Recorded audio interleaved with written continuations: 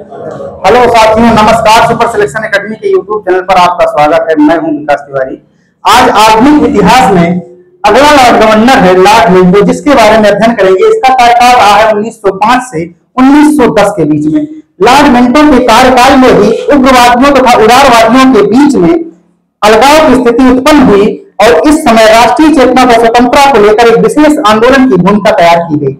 इसी समय उग्रवादियों की विचारधारा उदारवादियों की अपेक्षा ज्यादा प्रभावशाली लगी, जो 1885 ईस्वी में कांग्रेस के गठन के समय लॉर्ड डफरिन के कार्यकाल में जो स्थापना हुई थी, उसमें कांग्रेस को जो लॉर्ड डफरिन के नेतृत्व में एओ के द्वारा जो स्थापना की गई थी, लॉर्ड डफरिन के कहने पर भारतीय राष्ट्रीय कांग्रेस उसका नाम पड़ गया था भारतीय राष्ट्रीय संघ का। उसमें ज्यादातर जो नेता थे उदारवादी दल के नेता थे। उन उदारवादियों का वर्चस्व कब तक रहा है? 1905 ईस्वी तक रहा है। जैसे ही 1905 ईस्वी में लॉर्ड कर्जन जी के द्वारा घोषणा की जाती है कि बंगाल को हम क्या कर देंगे, दो भागों में बांट देंगे। तो दो भागों में बांटने के लेकर के धीरे धीरे भारत के जो लीडर थे कांग्रेस के, वो दो धड़ों में बंटने लगे, उदारवादी और उग्रवादी। उदारवादी चाहते थे कि हम अंग्रेजों की चापलूसी करते हुए धीरे धीरे उनसे क्या करेंगे, नाम रखेंगे और इसको बंगाल को रद्द करवा देंगे। बंगाल विभाजन की घोषणा जो लॉर्ड कर्जन के द्वारा की गई थी, इसे हम रद्द करवा देंगे। लेकिन उग्रवादी नहीं चाहते थे कि हम उनके सामने जो है गिड़गिड़ाएं। हम इससे उनके जवाब में ईंट का जवाब पत्थर से ही दे करके इसको खत्म करवा सकते हैं, तो बंगाल विभाजन को रद्द करवाने के लिए प्रयास करेंगे। इसी मतभेद के कारण उदारवादी और उग्रवादी दोनों एक दूसरे में आपस में कलकत्ता अधिवेशन में 1906 ईस्वी में ही लड़ना शुरू कर दिए, क्योंकि 1905 ईस्वी में बंगाल विभाजन की घोषणा हो रही है। आइए जानते हैं पहले इसके बारे में। पहले इसको देखते हैं कि बंगाल विभाजन घोषणा करने के बाद किन क्षेत्रों में ज्यादा वर्चस्व मुस्लिमों का रहा है। क्योंकि दो भागों में कौन बांट रहा है? Lord Curzon. एक पूर्वी बंगाल, एक पश्चिम बंगाल। पूर्वी बंगाल में ज्यादातर मुस्लिम रहे हैं और पश्चिम बंगाल में कौन रहे हैं? हिंदुओं का वर्चस्व रहा है। उसका कारण चित्र के माध्यम से पहले समझ लेते हैं, फिर विस्तार देते हैं।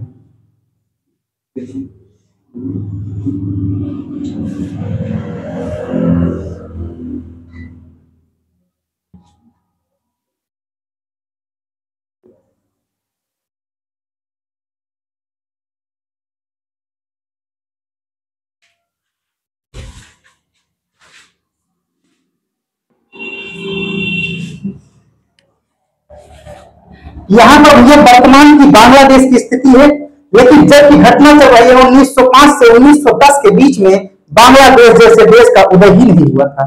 ना तो पाकिस्तान बना है। पाकिस्तान शब्द की उत्पत्ति ही 1935 में हो रही है। इसका मतलब अभी पूरा अखंड भारत है और इस अखंड भारत पर राज कौन कर रहे हैं? ब्रिटिश कर रहे हैं। तो यहाँ पर वर्तमान की स्थिति बना रहे हैं। यहाँ पर क्या है भैया? बांग्लादेश है। क्या है भैया? बांग्लादेश। बांग्लादेश की सीमा को वर्तमान में अपने भारत में जो पश्चिम बंगाल है, इसकी सीमा क्या होती है भैया? साझा होती है। किस राज्य की भैया? पश्चिम बंगाल। इसी पश्चिम बंगाल में उड़ीसा और बिहार भी शामिल थे भैया। तभी तो पूरे में बंगाल, इस बांग्लादेश को मिलाते हुए बंगाल, बिहार, उड़ीसा और बांग्लादेश, इन तीनों के संयुक्त रूप से क्या बोला जाता था? इसको क्या बोला जाता था संयुक्त रूप से? ब्रिटिश शासनकाल में इस पूरे हिस्से को क्या बोला जाता था? बंगाल। क्या बोला जाता था भैया? बंगाल प्रेसिडेंसी। क्या बोला जाता था? बंगाल प्रेसिडेंसी। इसी बंगाल प्रेसिडेंसी में अंग्रेज क्या कर रहे हैं? लॉर्ड कर्जन बंगाल विभाजन में फूट डालो और राज करो की नीति के तहत बंगाल को विभाजित कर दिया। एक पूर्वी बंगाल और एक पश्चिमी बंगाल।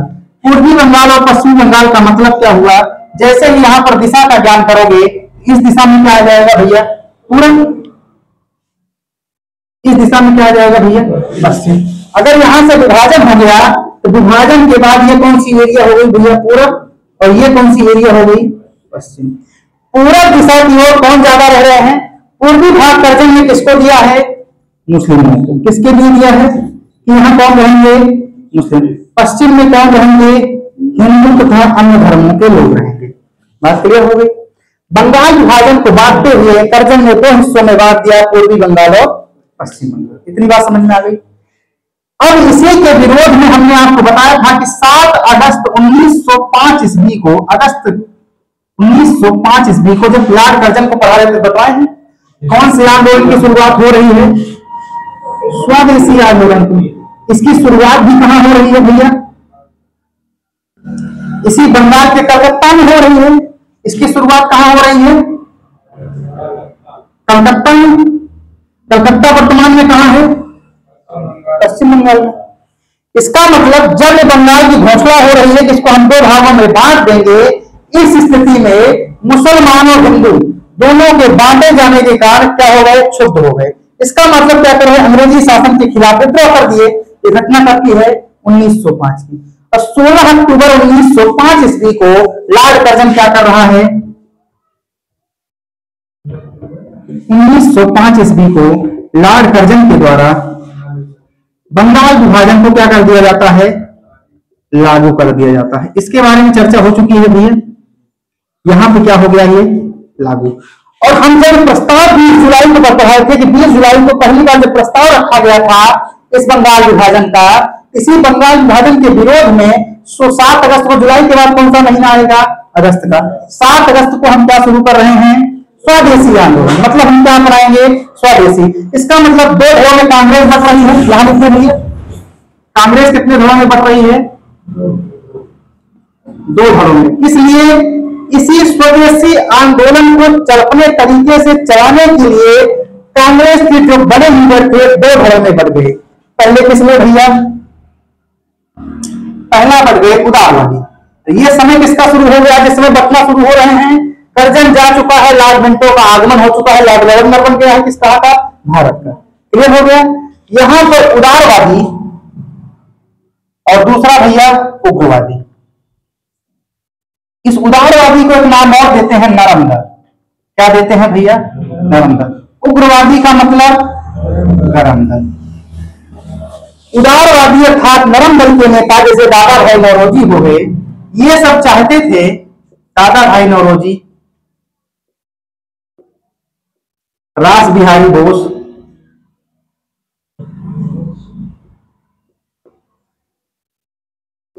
और गरम दल के नेता में कौन कौन थे? बिपिन चंद्र पाल,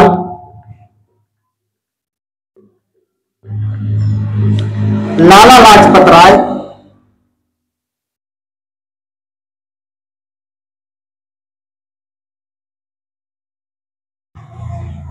और तीसरा कौन है भैया? बाल गंगाधर तिलक। और चौथा कौन है? 1893 ईस्वी में भारत की भूमि पर वापस करने वाले सन्यासी जिसका नाम है अरविंद घोष। इनकी भी वापसी होती लिखवा चुके हैं। अरविंद घोष कब आते हैं भारत? 1893 ईस्वी में। ठीक, ये 4 नेता चाहते थे कि जिस स्थिति में बंगाल का विभाजन लॉर्ड कर्जन के द्वारा किया गया है इसका जवाब हम उसी की भाषा में दें, लेकिन उदारवादी ऐसा नहीं चाहते थे। यही कारण हुआ कि 1906 ईस्वी में कांग्रेस का कौन सा अधिवेशन हो रहा है भैया? कलकत्ता अधिवेशन। कांग्रेस के कलकत्ता अधिवेशन में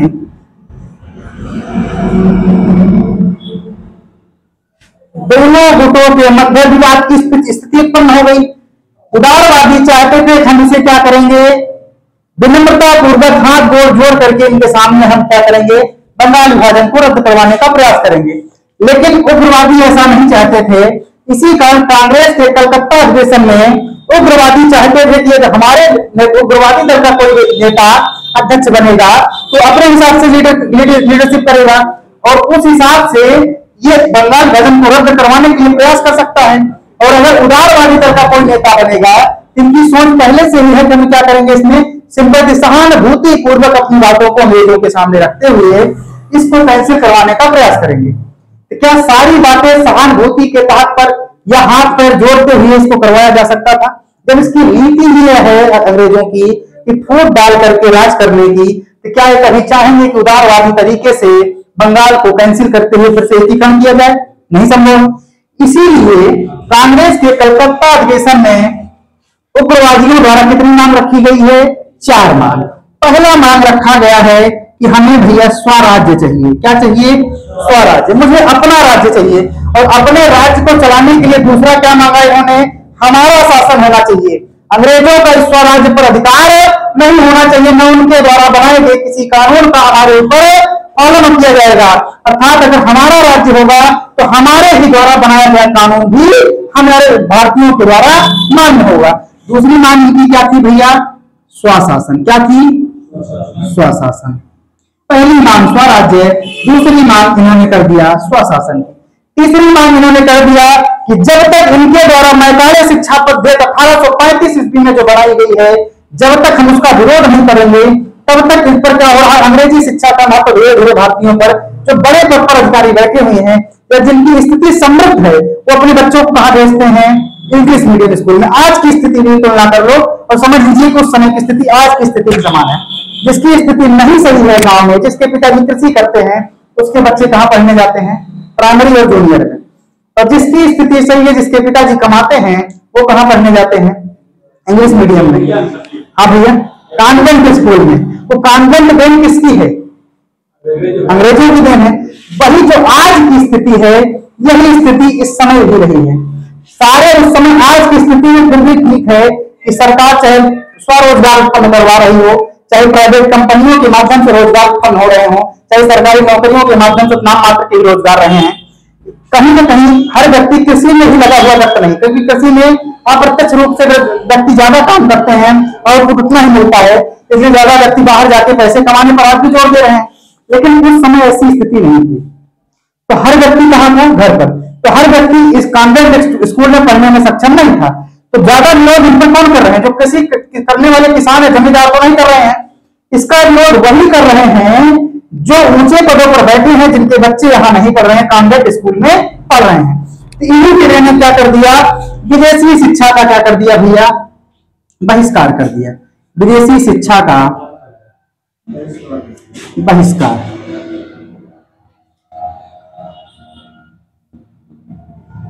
तीसरा काम। चौथा काम किया, विदेशी शिक्षा के साथ साथ इनके द्वारा बेचे गए किसी सामान को किसी भारतीयों के द्वारा नहीं लिया जाएगा। मतलब कोई भी भारतीय विदेशी व्यक्तियों के द्वारा कोई भी माल नहीं खरीदेगा, अर्थात विदेशी वस्तुओं का बहिष्कार। क्या कर दिया भैया? विदेशी वस्तुओं का बहिष्कार।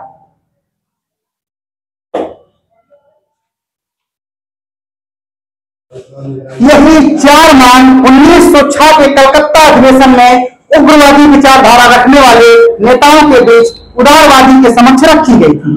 क्या ये चारों मांगें जायज दिख रही हैं? बिल्कुल जायज दिख रही हैं, लेकिन उदारवादियों का वर्चस्व कांग्रेस में अधिक था, उग्रवादियों का वर्चस्व कांग्रेस में कम था, इसीलिए इनका प्रतिनिधित्व करने का 1906 में मौका नहीं मिला। कांग्रेस के अधिवेशन, कलकत्ता अधिवेशन में इतने विरोध के बावजूद कांग्रेस के कलकत्ता अधिवेशन में दादा भाई नौरोजी को अध्यक्ष बनाया गया। क्या भैया? दादा भाई नौरोजी को अध्यक्ष बनाया गया। ये दादा भाई नौरोजी किससे संबंधित हैं? उदारवादी। तो अगर उदारवादी नेता है तो उग्रवादियों के क्या किसी मांग का समर्थन करेंगे? नहीं करेंगे। परिणाम भी यही हुआ कि अधिवेशन तो किसी तरह सफल रहा, लेकिन यहीं से दोनों गुटों की विचारधारा में मतभेद उत्पन्न हो गया। मतभेद केवल एक ही बात हुई कि जो इन्होंने स्वराज्य की मांग की है उग्रवादी नेताओं के द्वारा, इसी स्वराज्य शब्द का पहली बार प्रयोग दादा भाई नौरोजी 1906 ईस्वी में कलकत्ता अधिवेशन में पहली बार किए। एक बहुत फेमस क्वेश्चन है परीक्षा का कि स्वराज्य शब्द का पहली बार प्रयोग किस अधिवेशन में किया गया है? अगर यह पूछे कि स्वराज्य शब्द का प्रयोग पहले किसने किया है, तो स्वराज्य शब्द की मांग सबसे पहले बाल गंगाधर तिलक के द्वारा की गई है। लेकिन किसी अधिवेशन में कांग्रेस के पहली बार स्वराज्य शब्द का प्रयोग दादा भाई नौरोजी के द्वारा 1906 ईस्वी के कांग्रेस के कलकत्ता अधिवेशन में स्वराज्य शब्द की मांग की गई है। इतनी बात समझ में आ गई भैया? इस क्वेश्चन को भूलना मत, यह बहुत पूछा जाता है। इतनी बात समझ में आ गई? ये 1906 की स्थिति है। अभी तो 1906 की पहली घटना है। 1906 में लॉर्ड मिंटो को लगने लगा कि जो कांग्रेस अपने आप को मजबूती की तरह प्रेजेंट करती थी अंग्रेजी सरकार के खिलाफ, आज 1906 में केवल बंगाल का विभाजन करने से इनके बीच में मतभेद होते हुए दो गुटों में कांग्रेस क्या हो रही है? विभाजित हो रही है। इसी का लाभ लेते हुए इसने मुस्लिमों को फिर हटाया। पूरब में स्थित जो मुस्लिम बसे हुए थे, जहां पर बंगाल विभाजन किया गया था, इसमें ढाका के, ढाका बांग्लादेश की वर्तमान में क्या है भैया, राजधानी है। क्या है? राजधानी। लॉर्ड मिंटो संपर्क करता है बांग्लादेश के नवाब सलीमुल्लाह खां से। किससे संपर्क करता है? सलीमुल्लाह खां से। कौन संपर्क करता है? Governor general Lord Minto. Lord Minto Dhaka के नवाब सलीमुल्लाह खां से संपर्क करके ये बताता है कि अगर परिषद में तुम्हें वर्चस्व चाहिए मुस्लिमों का, तो उस वर्चस्व के लिए हम तुम्हें निर्वाचक अलग से प्रतिनिधि मंडल तैयार करने के लिए वचन देते हैं, लेकिन इसके लिए तुम्हें करना पड़ेगा कि जो बंगाल में हिंदू मुस्लिम दोनों एक तरफ इकट्ठा होकर के बंगाल विभाजन का विरोध कर रहे हैं, सबसे पहले मुस्लिमों को इस विरोध से अलग करना पड़ेगा। तो सलीमुल्लाह खां यहां पश्चिम बंगाल में नवाब बन के बैठा हुआ आगा खां को निमंत्रण भेजता है। कौन? ढाका का नवाब। क्या कहता है कि तुम क्या करो, आगा खां के नेतृत्व में यहाँ के जो मुसलमान थे ज्यादा संख्या में, इनको लेकर कहा जाओ, ढाका में। कौन निमंत्रण दे रहा है? लॉर्ड मिंटो के कहने पर, की सलाह पर ढाका का नवाब कौन है भैया? ये सलीमुल्लाह खां। बहुत रद्दी काम किया इसने। कि ढाका के नवाब सलीमुल्लाह खां महोदय आगा खां को कहते हैं कि पश्चिम बंगाल में जितने भी मुस्लिम हैं, इनको लेकर कहां आ जाओ, ढाका में। सलीमुल्लाह खां और आगा खां के द्वारा पहली बार 1926 ईस्वी में, कहां पर भैया? 1926 ईस्वी में। कहां पर? ढाका में मुस्लिम लीग की स्थापना की जाती है। सलीमुल्लाह खां और आगा खां मुस्लिमों को समझाने में सफल हो जाते हैं, और किसकी स्थापना हो जाती है? कांग्रेस पार्टी की तरह एक नई पार्टी बनती है, जिसका नाम होता है मुस्लिम लीग। क्या होता है भैया? मुस्लिम लीग। इस मुस्लिम लीग को बनाने का श्रेय किसका है? सलीमुल्लाह खां। इसका मतलब संस्थापक कौन होगा इसका? सलीमुल्लाह खां। और पहली बार 1926 ईस्वी में ढाका में हुई अधिवेशन का जो बैठक बुलाई, अधिवेशन इसका पहली बार संवैधानिक रूप से 1908 में अमृतसर में होता है, क्योंकि अभी मुस्लिम लीग पार्टी बनी है। किसी भी पार्टी को चलाने के लिए उसका एक संवैधानिक तरीका होता है, उसके संविधान बनाए जाते हैं। इसका संविधान 1907 की कराची अधिवेशन में बनता है। इसके बाद 1908 में इसकी पहली बार वैधानिक बैठक अमृतसर में की जाती है। आगे दिखा रहे हैं। ये बात क्लियर हो गई। यहां पर इसका अध्यक्ष बनाया जाता है मुस्लिम लीग का 1906 में वकार उल मुल्क को। किसका भैया?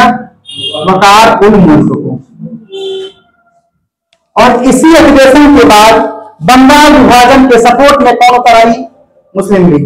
जो बंगाल विभाजन 1905 से 1906 ईस्वी में हिंदू मुस्लिम दोनों विरोध कर रहे थे, उसी बंगाल विभाजन का समर्थन किसने कर दिया? मुस्लिम लीग ने। अर्थात यहां पर क्या कर दिया भैया? बंगाल विभाजन का समर्थन कर दिया। किसने किया? मुस्लिम लीग ने। अब मुस्लिम लीग नई पार्टी का गठन हो चुका है। इस गठन के बाद, थोड़ा सा मिटा दें यहां,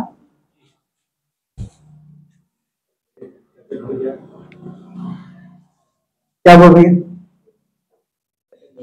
चाचा भी सुन रहे हैं क्या? अच्छा चलो ठीक है, कोई बात नहीं। जो काम गलत है गलत है, चाहे कोई भी सुन रहा हो। जब यहाँ पर सलीमुल्लाह खान के द्वारा गलत किया गया है तो गलत किया गया है, चाहे कोई भी सुने। इतिहास मैं तो नहीं लिखा है। चलो भैया यहाँ आगे बढ़िए। 1907 ईस्वी में कराची में अधिवेशन हो रहा है। कराची अधिवेशन में मुस्लिम लीग के द्वारा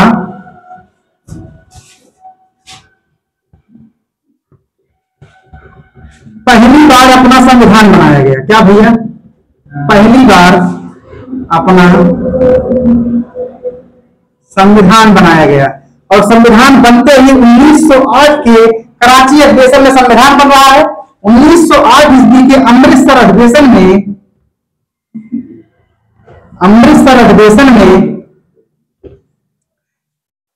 मुस्लिम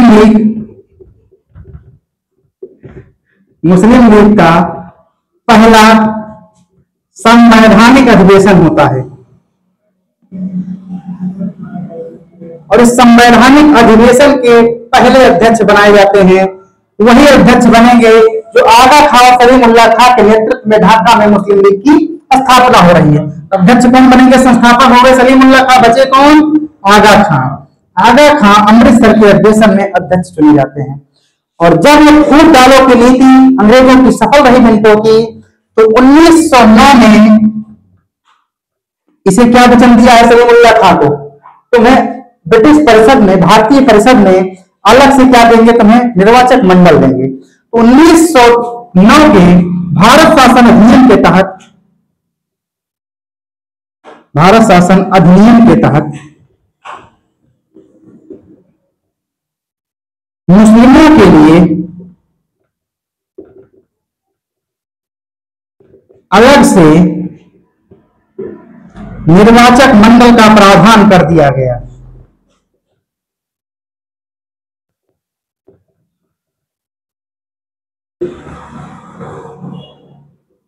यहां तक भैया समझने में किसी कोई दिक्कत? अभी कार्यकाल इसका बचा हुआ है। 1916 में भारत शासन अधिनियम के तहत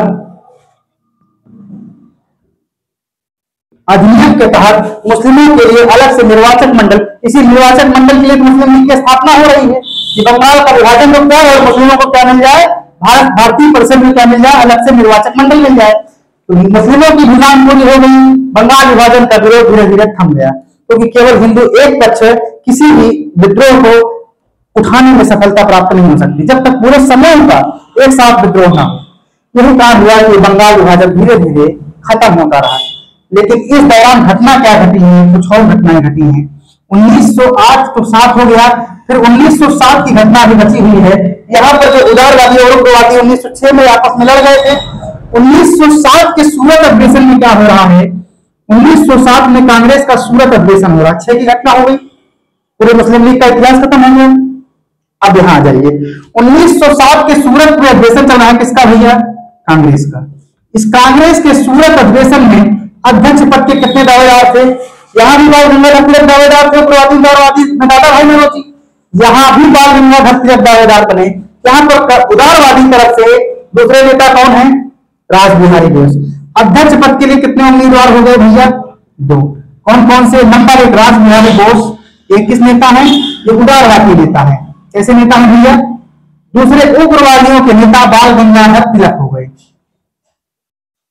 उदारवादी और उग्रवादी के बीच स्वदेशी आंदोलन को चलाने को लेकर 1996 विरोध, 1907 ईस्वी में अध्यक्ष पद का विरोध हो गया।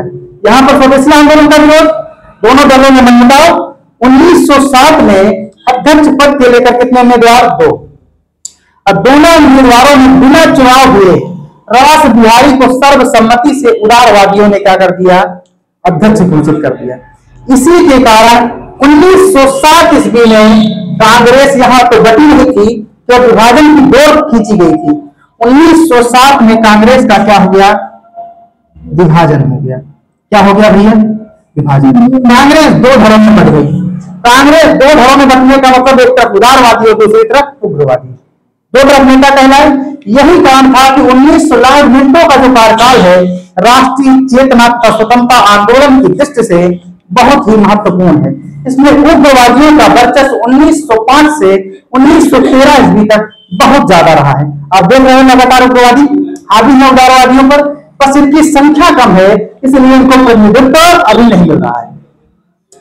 1908 ईस्वी में उदारवादी नेताओं ने उग्रवादियों की विचारधारा से खिन्न होकर के 7 वर्ष के लिए उग्रवादी विचारधारा के लोगों की कांग्रेस में एंट्री बैन कर दी। कितने वर्षों के लिए? 7 वर्षों के लिए। 7 वर्ष तक कोई भी उग्रवादी विचारधारा का रखने वाला व्यक्ति कांग्रेस का सदस्य नहीं हो सकता है। हो गया भैया? उग्रवादी अलग तरीके से चलाने लगे, उदारवादी अलग तरीके से अपना अपना नेतृत्व करने लगे। 1908 ईस्वी में अब घटना हत्या का दौर शुरू होता है। पहले इतना लिख लेते हैं, फिर आगे बात करते हैं। देखिए, इतनी बातें समझ में आ गई। पहले लॉर्ड मिंटो 1905 से 19 तक 10 डालिए, फिर चित्र बनाइए, फिर जितना समझाए हैं एक एक पॉइंट लिखवा दें। फिर अभी 1908 में दो महत्वपूर्ण घटना घटती है, इसको लिखवाते हैं। समझने में कोई दिक्कत तो नहीं भैया? इसका कार्यकाल भी बहुत महत्वपूर्ण है। इस कार्यकाल से इतने क्वेश्चन बनते हैं, इस क्वेश्चन को छोड़ना मत कभी भी। चित्र बनाइए सबसे पहले।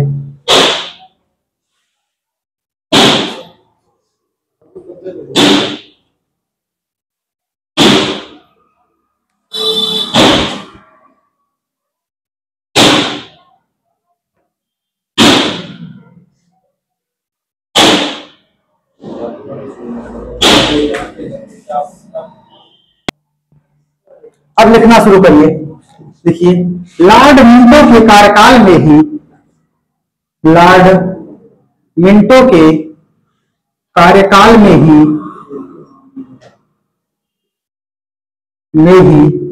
स्वतंत्रता तथा राष्ट्रीय चेतना के दूसरे युग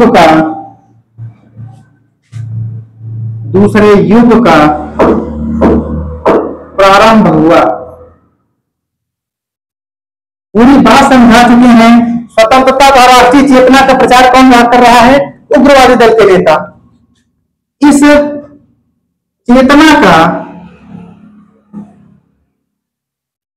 चेतना का उत्थान करने वाले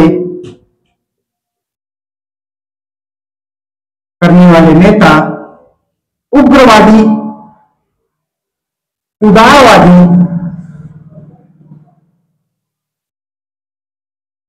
तथा अतिवादी कहलाए।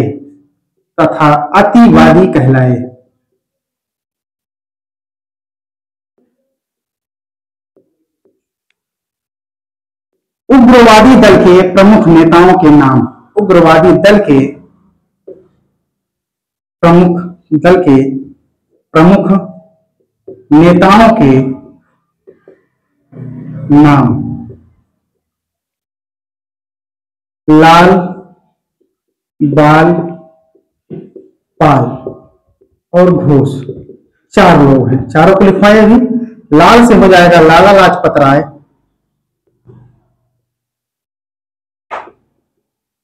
बाल से हो जाएगा भैया बाल गंगाधर तिलक,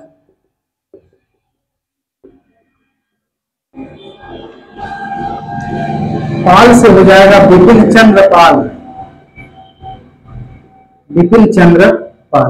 घोष से हो जाएगा योगी राज अरविंद घोष।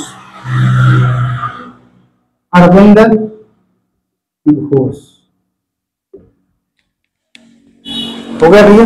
जल्दी जल्दी लिखो फटाफट।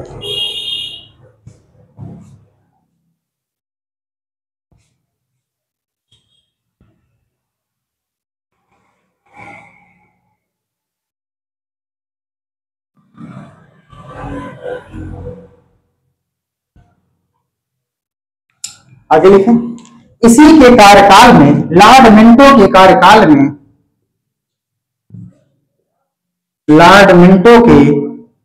कार्यकाल में,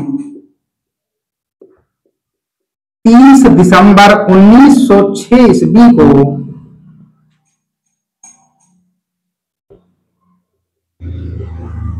सलीमुल्लाह खां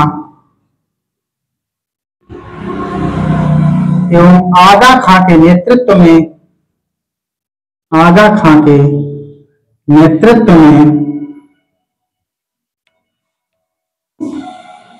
ढाका में, कहां पर भैया?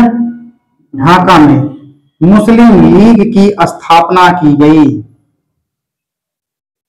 मुस्लिम लीग की स्थापना की गई। मुस्लिम लीग का संस्थापक कौन होगा भैया? सलीमुल्लाह खां। अभी बता क्या है? मुस्लिम लीग के संस्थापक, मुस्लिम लीग के संस्थापक कौन है भैया? सलीमुल्लाह खां। सलीमुल्लाह खां मुस्लिम लीग के प्रथम अध्यक्ष, मुस्लिम लीग के प्रथम अध्यक्ष वकार उल मुल्क को बनाया गया। वकार उल मुल्क, बड़ा नाम रहता है, बीच में डैश देते हैं भैया, थोड़ा डैश भी लगा देना। वकार उल मुल्क को बनाया गया। वकार उल मुल्क को बनाया गया। वकार उल मुल्क को बनाया गया। वकार उल मुल्क को बनाया गया।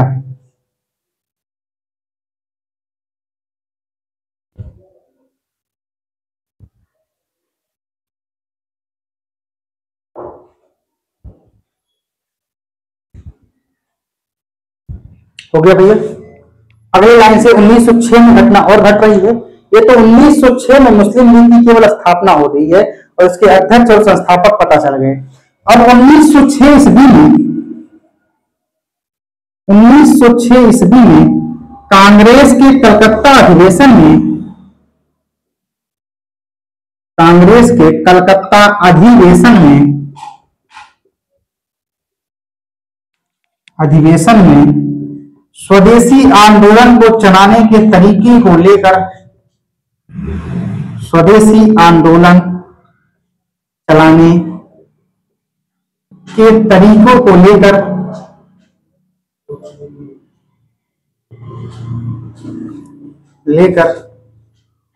उग्रवादी तथा उदारवादी नेताओं के बीच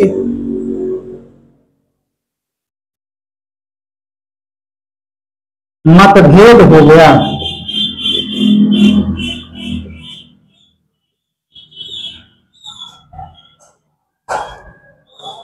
हो गया।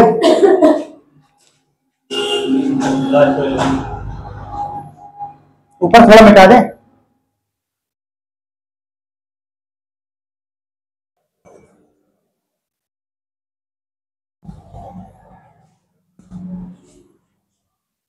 उग्रवादी नेताओं की स्वदेशी आंदोलन चलाने के तरीकों की प्रमुख मांगे क्या है, उसको देख लीजिए। उग्रवादी नेताओं की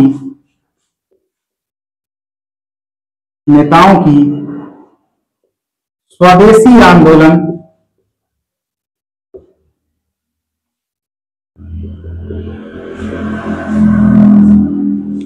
चलाने के तरीके की प्रमुख मांगे स्वदेशी आंदोलन के नेता चाहते थे, स्वदेशी आंदोलन चलाने के तरीके को उग्रवादी नेता चाहते थे कि हमें क्या प्राप्त हो जाए भैया, स्वराज्य प्राप्त हो जाए। दूसरा क्या चाहते थे कि हमें स्वशासन मिल जाए, कि हमारे ऊपर किसी ब्रिटिश सरकार का आधिपत्य ना रह जाए।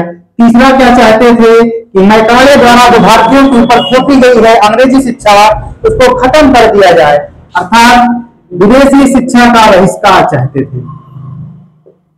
विदेशी शिक्षा का बहिष्कार। चौथा क्या चाहते थे कि विदेशी वस्तुओं का बहिष्कार।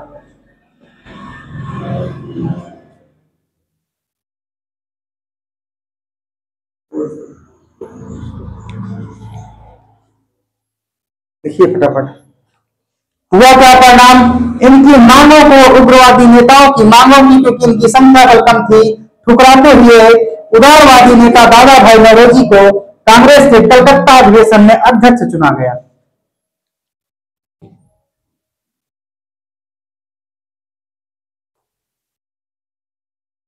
हो गया भैया। इसके आगे लिखिए, कांग्रेस के कलकत्ता अधिवेशन में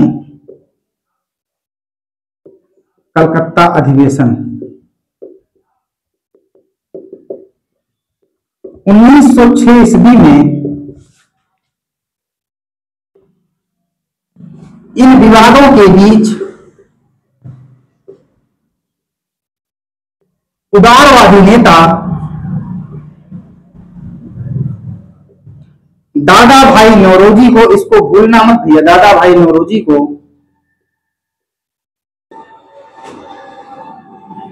कांग्रेस का अध्यक्ष चुना गया। कांग्रेस का अध्यक्ष चुना गया। इसमें नोट डाल के लिखना ताकि स्पष्ट दिखाई देता रहे। इसी अधिवेशन में दादा भाई नौरोजी ने पहली बार स्वराज्य शब्द का स्वराज्य की क्या की मांग की। देखिए कांग्रेस के कलकत्ता अधिवेशन में ही कांग्रेस के कलकत्ता अधिवेशन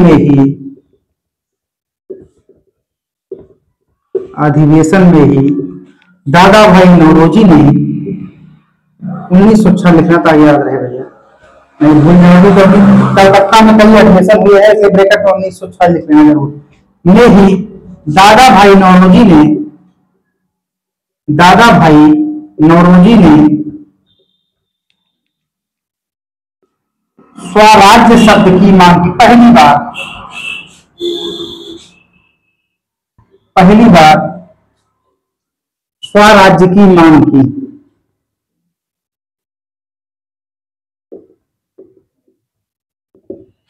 स्वराज्य की कांग्रेस के कलकत्ता अधिवेशन 1906 में ही दादा भाई नौरोजी ने पहली बार स्वराज्य की मांग की।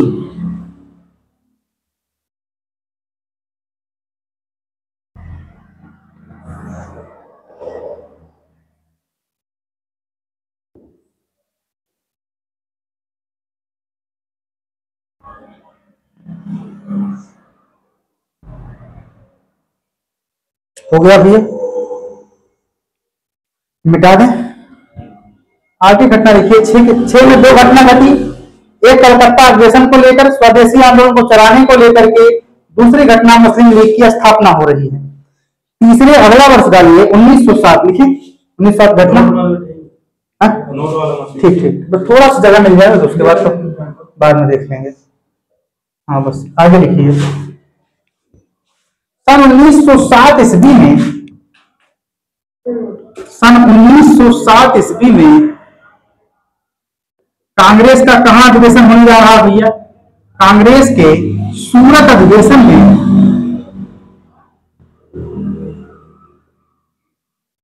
यहां पर विवाद 1906 में क्यों हुआ है? स्वदेशी आंदोलन को चलाने को लेकर हुआ है। यहां पर 1907 में कांग्रेस के अध्यक्ष पद के कितने दावेदार हो रहे हैं? 2 दावेदार। कौन कौन से? बाल गंगाधर तिलक, दूसरी तरफ रासबिहारी बोस। बाल गंगाधर तिलक उग्रवादी नेता हैं और रासबिहारी बोस उदारवादी दल के नेता हैं। इसका मतलब उग्रवादी और उदारवादियों के बीच अध्यक्ष पद को लेकर क्या हो गया? विवाद हो गया।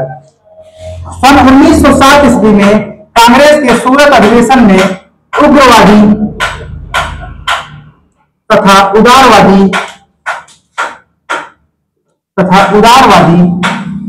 नेताओं के मध्य कांग्रेस को चलाने के लिए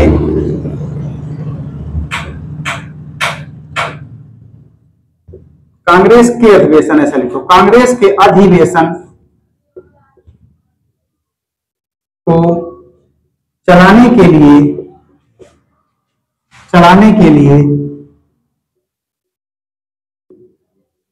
अध्यक्ष पद हेतु विवाद हो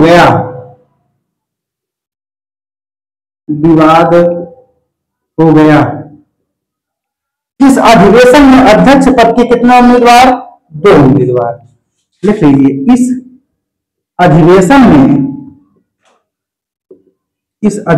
में अध्यक्ष पद के 2 उम्मीदवार थे।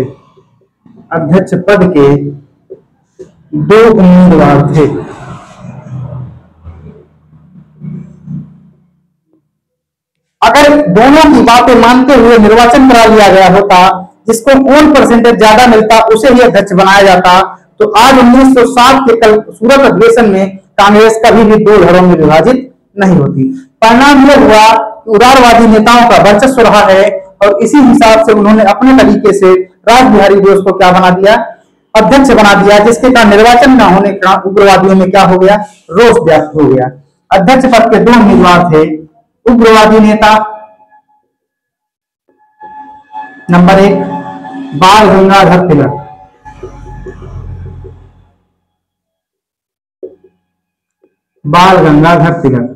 नंबर 2 उदारवादी नेता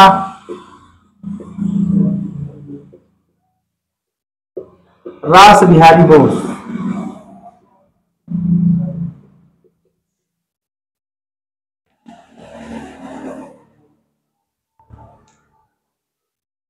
बाद में यही रास बिहारी बोस उदारवादियों का साथ छोड़ करके उग्रवादियों के दल में भी शामिल हो रहे हैं। आगे देखिए, दिखा रहे हैं घटना।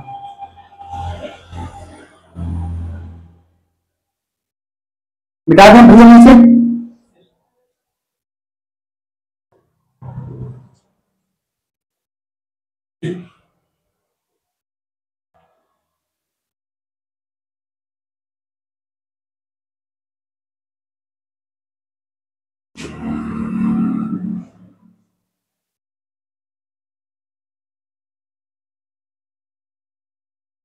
कांग्रेस के सूरत अधिवेशन में,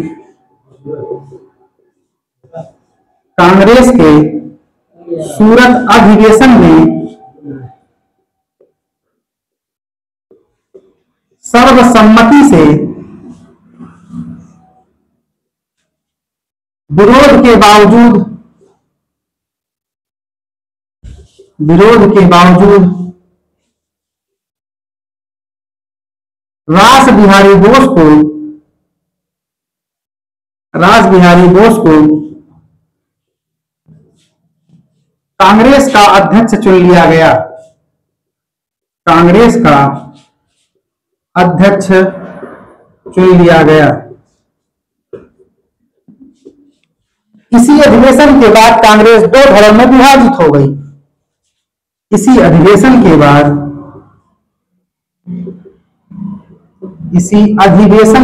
अंग्रेज यही चाहते भी थे। इसी अधिवेशन के बाद कांग्रेस दो धड़ों में विभाजित हो गई।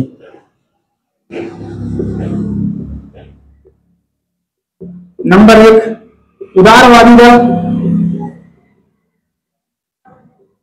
नंबर 2 उग्रवादी दल।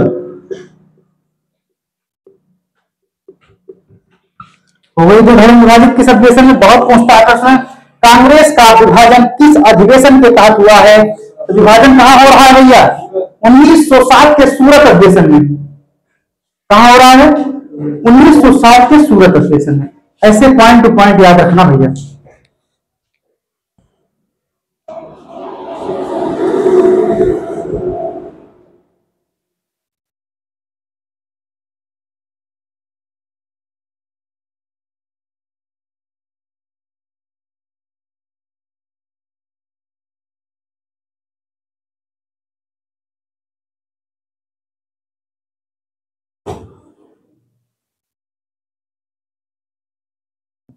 हो गया। यहां तो अलग हो गए। अलग होने का परिणाम क्या होता है? गांव में अगर दो पट्टीदारों के बीच विवाद हो तो सबसे पहले क्या छूटता है? खानदान छूटता है। अगर विवाद हो गई है तो हम क्या छोड़ देंगे? तुम्हारे यहाँ खाना छोड़ देंगे। यही काम इन्होंने भी किया है।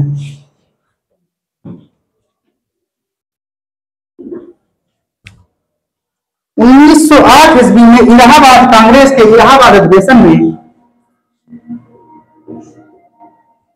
कांग्रेस के इलाहाबाद अधिवेशन में 1908 ईस्वी में कांग्रेस के इलाहाबाद अधिवेशन में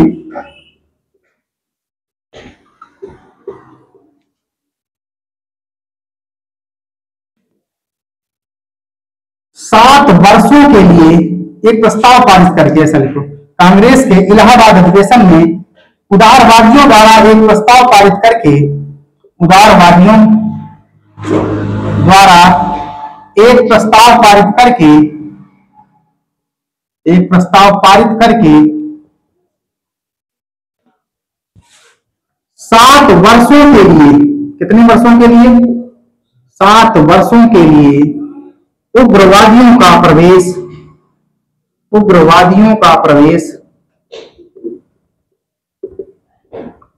भारतीय राष्ट्रीय कांग्रेस में प्रतिबंधित कर दिया गया। भारतीय राष्ट्रीय कांग्रेस में प्रतिबंधित कर दिया गया।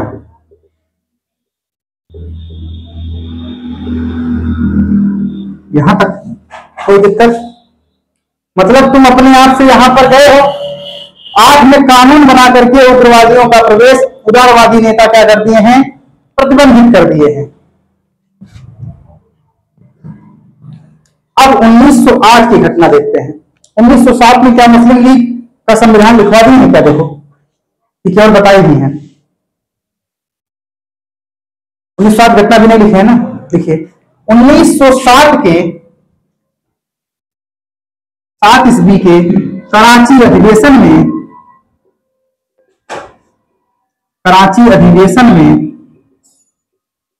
मुस्लिम लीग द्वारा अपना संविधान बनाया गया। अपना अलग लिखो तो थोड़ा अच्छा दिखता रहे। अपना अलग संविधान बनाया गया। अपना अलग संविधान बनाया गया। 1908 ईस्वी के अमृतसर अधिवेशन में 1908 ईस्वी के मुस्लिम लीग के अमृतसर अधिवेशन में, ऐसा लिखो, मुस्लिम लीग के अमृतसर अधिवेशन में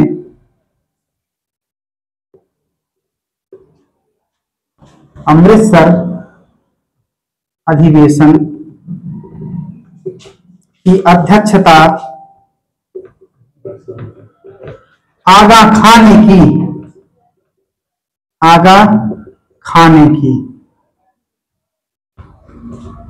इसी अधिवेशन में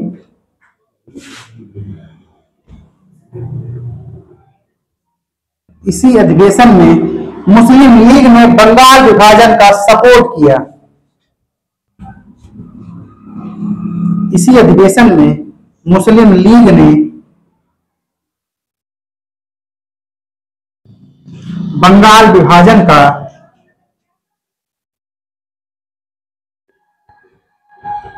समर्थन किया। अंग्रेजों की चाल कामयाब हो गई है और अंग्रेज यहां मुस्लिम और हिंदुओं को लड़ाने में सफल हो गए।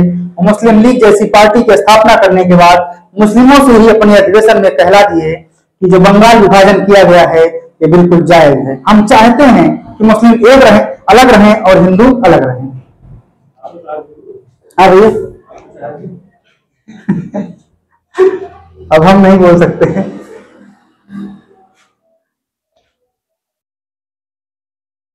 तो वो चाहते हैं मुस्लिम लीग वाले, तो हम लिखवा दे रहे हैं तुम्हें।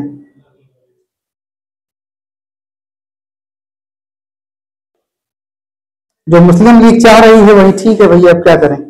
अभी तो अंग्रेजों की कठपुतली बन के मुस्लिम तैर रहे हैं।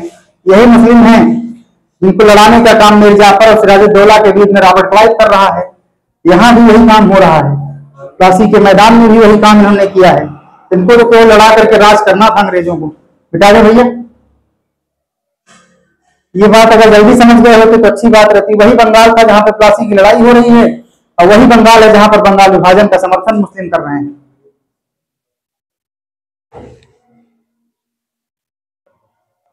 थोड़ा सा दिमाग देने की जरूरत थी लेकिन दिमाग लगाए नहीं और लड़ गए।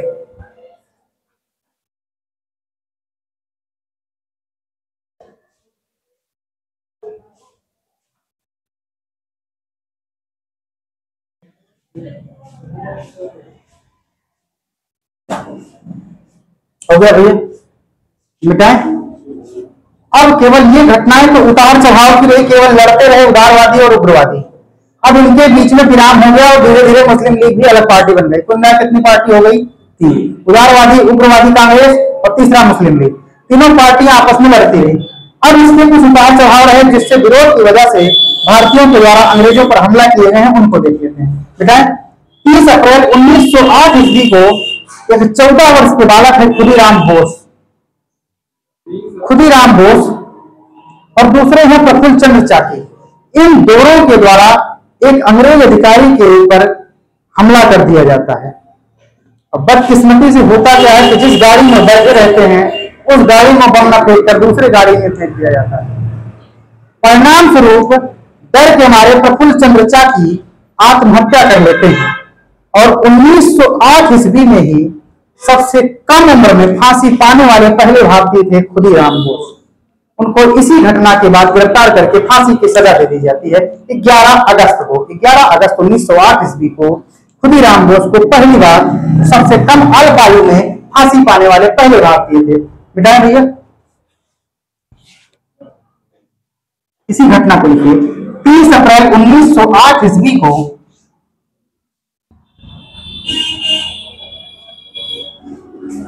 30 अप्रैल 1908 ईस्वी को खुदीराम बोस एवं प्रफुल्ल चंद्र चाकी 30 अप्रैल 1908 ईस्वी को खुदीराम बोस एवं प्रफुल्ल चंद्र चाकी मुजफ्फरनगर के जज किंग फोर्ड की हत्या का प्रयास किया था। प्रफुल्ल चंद्र चाकी खुदीराम बोस ने मुजफ्फरनगर के जज किंग्स फोर्ड की हत्या का प्रयास किया था। जज किंग्स फोर्ड की हत्या का प्रयास किया था, लेकिन गलती से, इसका सौभाग्य रहा होगा, इन उग्रवादी नेताओं का दुर्भाग्य रहा होगा, ये बम इसकी गाड़ी पर न गिर करके कैनेडी की गाड़ी पर गिरता है, जिसमें 2 अंग्रेजी महिलाओं की मृत्यु हो जाती है।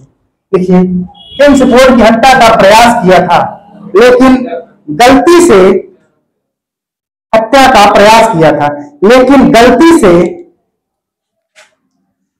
से बम कैनेडी की गाड़ी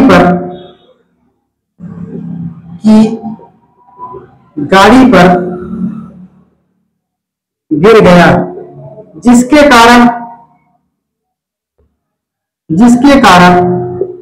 2 अंग्रेज महिलाओं की मृत्यु हो गई।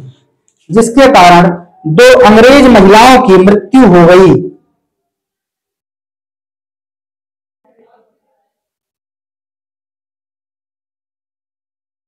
हो गया भैया। इस घटना के बाद क्या हुआ? तो नहीं लिखा?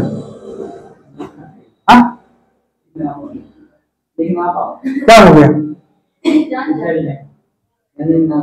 इस घटना के बाद प्रफुल्ल चंद्र चाकी ने आत्महत्या कर ली। प्रफुल्ल चंद्र चाकी ने आत्महत्या कर ली तथा खुदीराम बोस को सबसे कम उम्र में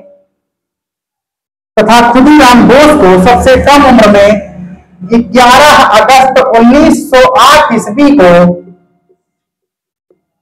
फांसी दे दी गई। 11 अगस्त 1908 ईस्वी को फांसी दे दी गई।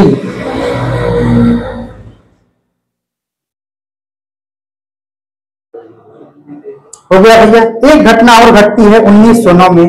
अगली घटना लिखिए। 1 जुलाई 1909 ईस्वी को 1 जुलाई 1909 ईस्वी को, ये वाला हो गया नहीं अभी? हो गया। लिखिए 1 जुलाई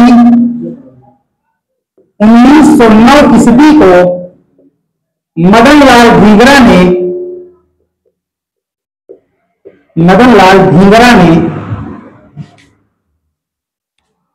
विलियम कर्जन वाइली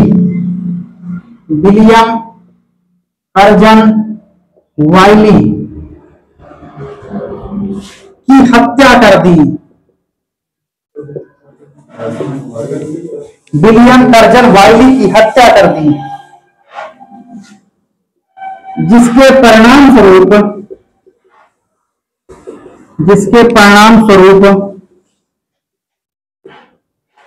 16 अगस्त 1908 ईस्वी को मदन लाल धिंगरा को फांसी दे दी गई। भैया 1908 में फांसी दी जा रही है। असल 16 अगस्त 1909 ईस्वी को मदन लाल धिंगरा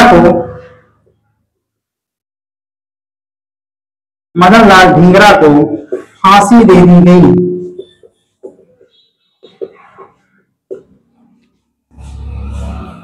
मदन लाल धिंगरा को फांसी दे दी गई।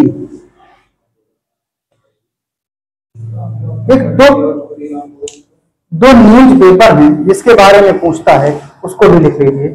बाल गंगाधर तिलक ने इन उग्रवादियों उदारवादियों के बीच में जब आंदोलन चल रहा था, इस समय उन्होंने केसरी नामक समाचार पत्र का प्रकाशन किया था। यह बहुत पूछा जाता है।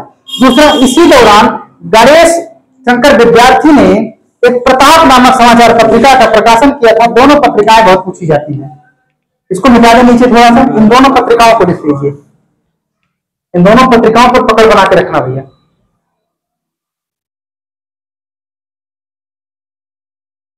बाल गंगाधर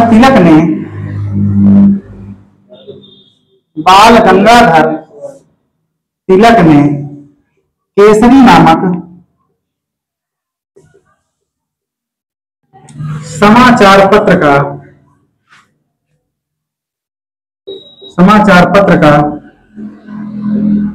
प्रकाशन किया था।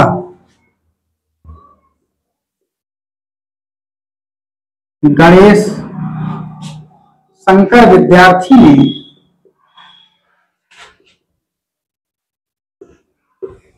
प्रताप नामक पत्रिका का